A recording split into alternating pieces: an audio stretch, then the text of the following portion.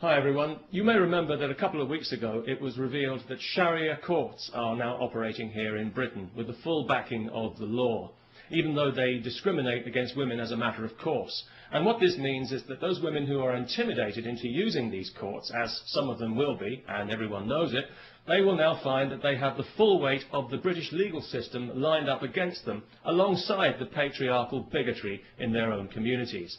Those women who are cheated out of their just entitlement in these places, as some already have been, will find that they have no recourse to the real law to put things right.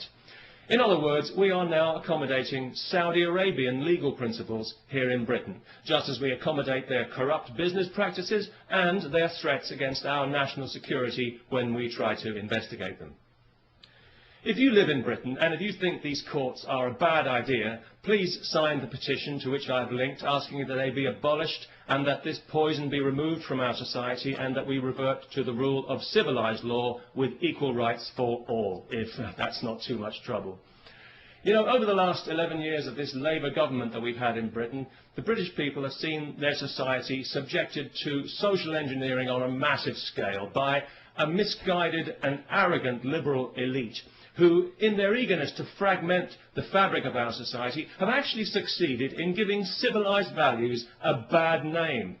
Tolerance and diversity are good things on paper. I'm sure we'd all vote for tolerance and diversity, but in practice they've become a nightmare of doublethink and lies, where the most unreasonable people in society are encouraged at every turn to be even more unreasonable.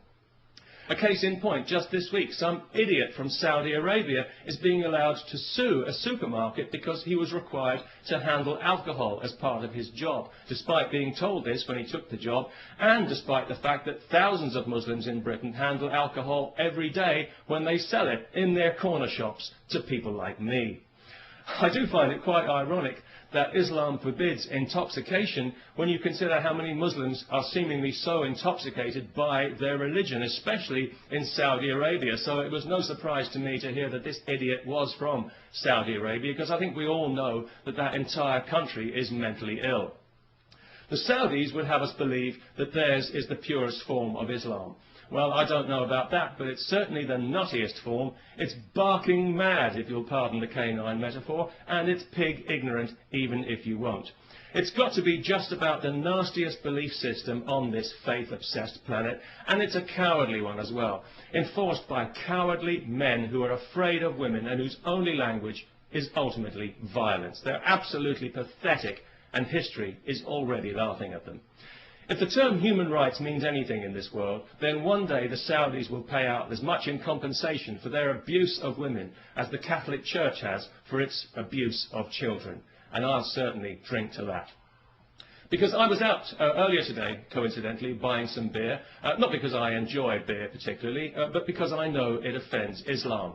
Although it didn't seem to bother the Muslim shopkeeper I bought it from, maybe he was just being polite.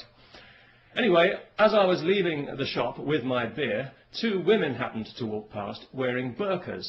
Nothing too unusual about that, not anymore, not in London anyway, and nobody really paid it much attention, apart from one small child who I overheard describing them to her mother as letterbox ladies, which I thought was actually quite inventive and rather charming. But of course it was also deeply offensive, so we had the child put to death. No, not really.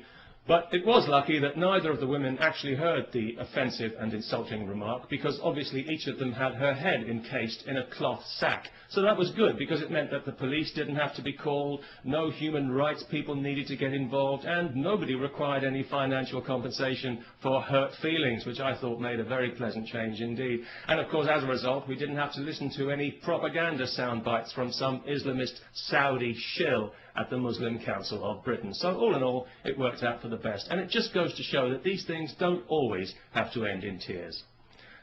Peace, especially to everyone who remembers to sign the petition.